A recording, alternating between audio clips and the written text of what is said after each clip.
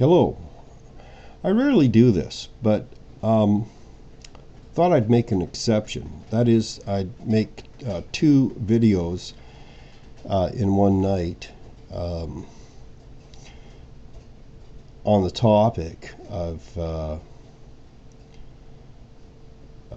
what I like to call the inversion perversion. And it has been an interesting night. And it's nice and it's quiet and the children are asleep. I just put my 2-year-old to bed here, and she woke up. And so hopefully with the 5-month-old and the 4-year-old sleeping, I should have some time to do a video, and this is probably the only time that I really have. I changed the picture a little for my more Gnostic friends, if I have any, or watchers, or whatever have you. And people probably wonder, well, why do you do this, Edward? Why don't you just, show your face? Well, I did with my first two videos, and definitely I was at my worst. I just rolled out of bed, hadn't even been in the shower yet, didn't even have my first cup of coffee. I just did that deliberately for 2 days because I'm not here to make a show, okay? I'm not here to make a show of myself. So there you go. You want to see me at my worst.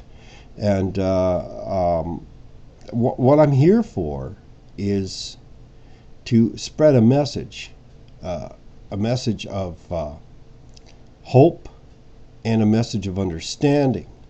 And unfortunately, when we gain understanding of our environment and the world at large, this isn't always such a hope-filled message. But there is hope.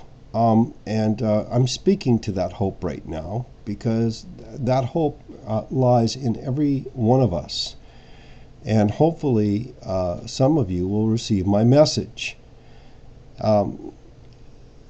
Now, as I said, it's been an interesting night. I just finished talking to a friend of mine. And, they were subjected to some racist treatment. And I just cannot believe it. We are living in the 21st century, and this sort of thing is still going on. That really does not give humanity much hope, does it?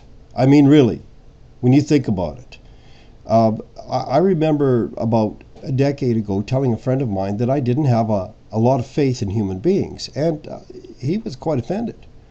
He took this as an affront to humanity, but I was honest, and I try to keep honesty as my policy, and I'll tell you that I do not have a lot of faith in human beings. My faith is in something else, and my confidence is not in flesh and blood. But that's another subject. I just like to say, here we are, in the 21st century, and this kind of nonsense is still going on. And all we have to do is look all around us and see what's going on in the Middle East. It's what's going on anywhere. It doesn't matter where. All right. I shouldn't have even bothered to point to the Middle East. I mean, look in your own backyard. I mean, this is the whole problem with society. And of course, I do believe the inversion perversion is largely to blame. Now, I mentioned near the end of the little video there that I had last on little boys, right? And it's so funny that, the title of this video is, or this whole series for that matter, is the inversion perversion. But I am going to talk about little boys for a moment. There was an article in Newsweek magazine some time ago. I don't know how long ago, maybe about 7 years ago, but I remember the title of the article. It was, Why Do Boys Struggle? And what they had discovered was some neo-feminists had organized actually quite a number. In fact, this lobby group put so much pressure on education that little boys were all but ostracized. And this doesn't surprise me at all. And that year, over 89% of college and university graduates were already females. And what we need to understand here is something that has been going on for a while. This isn't something that just happened overnight. This is a progression that occurred over generations to create a situation where, there are 89% females graduating from colleges and universities in North America. But what they did notice was that although there were many things that little girls could identify with, ballerinas or whatever have you, being female and pretty much, pretty close to strictly female, that little boys didn't have that, all right? And that was a very perceptive observation, I thought, by those psychologists and sociologists, but once again, a little too much, too little, too late. And I'd like to talk for a moment, if I may, about something called the rite of passage. Now, in many cultures, the rite of passage still exists today. It hasn't been removed from those cultures. But in North America, it gets a little more tricky because the rite of passage essentially deals with, at least, in more basic and even primitive cultures, if I dare use that word. I wish we were a little bit more primitive sometimes. That the rite of passage essentially amounted to, the passage of a boy into manhood and a woman or a female, a girl, into womanhood. And so that has not been as practiced within these past few generations in society as much as it once was. And I would like my listener to consider, if they would, what is there in terms of an identification process for the male, not just a little boy, but males in general, that deals exclusively with manhood. I mean exclusively. I mean, you can put your seal on it. That's manhood. That's a man's thing. Does a man have anything he can identify with in that way? In educational systems, little boys are taught that anything boys can do, girls can do, and sometimes even better. Little boys aren't stupid. They see that. They see that suggestion being made to them, and of course, because of the educational curriculums and whatnot, it is proven before their eyes every day in math class, in geometry, whatever have you, language, social studies, anything boys can do. But little girls have things that they can pretty much identify with as strictly little girls, as they, wear their nice outfits and their fancy dresses and whatever. Little girls like to identify with their dollies, their My Little Ponies, or, this sort of thing, all right? Femininity, there's lots of room for that for little girls. Now let's switch the tables again. What does the male have? It's not hunting, no way. There are some great women hunters out there, and they're celebrated, right? Celebrated.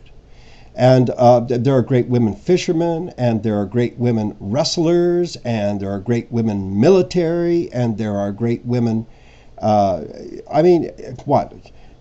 mechanics? No way. There's lots of women mechanics. Race car driving? Come on, give me something that is essentially strictly male. Strictly so. See, there is no rite of passage left for the male. So how does he enter from his messed up boyhood? It's already a messed up boyhood. Okay, come on now. Even the neo-feminist that they interviewed sort of gave a laugh and said that, this is a Newsweek I'm talking about, that perhaps they had acted a little too much in the extreme. But this is no laughing matter. This is a very serious matter. What does the boy, the messed up boy, he's already messed up, okay? What does he have to pass from boyhood into manhood? He can't even enter the military anymore. All right, that doesn't work because there's all kinds of girls doing that too, right? All right, so I'm just asking. Well, you see, what has happened here? This is a product of the inversion, perversion. This is what gender egalitarianism and the whole metrosex/unisex thing has brought us. This is what we have wrought upon our own heads. And we are asking ourselves why there are so many lesbians. And we are asking ourselves why there are so many gay men. And why are they so unhappy all the time? And why are so many people committing suicide? And why are so many people confused? And why are people struggling with a sense of identity? You know, you already cut this equation in half just by acknowledging and celebrating gender within gender, you know, and not trying to confuse genders. And this is a confusion. If you look up the word confuse, all right, it means to put the both together. It's to join them and confuse them, to make them one and the same. I don't want to spend a whole lot of time on this because I've already made it very clear to many people that the difference here is that men are not women. Males are not females. And it just does not follow when you start saying this equals this. Because men and women are people. They are human beings.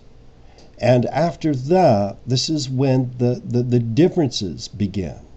First of all, first and foremost, they are people. They are human beings. They are equally valuable. There's no problem there. I understand that. But a male is not a female, and that's where you fail with egalitarianism. There is no such thing as gender egalitarianism. Male is not female, female is not male, and there should be things that females can identify with that are strictly and essentially female. And there should be things that males can identify with that are strictly and essentially male. But gender egalitarianism, which is a lie, is trying to eliminate those differences. In the name of the unisex/metrosex agenda, they are confusing the genders, and people are getting very messed up and very sick. And it's destroying our society. Now, I'm well aware that the big fat cat sitting on top of the pyramid, how do you like my pyramid, by the way? I thought that was a pretty cool little pyramid. Don't really care what we, the masses, are, just as long as, you know, we can run the treadmills of the tax dollar generators and keep producing for them.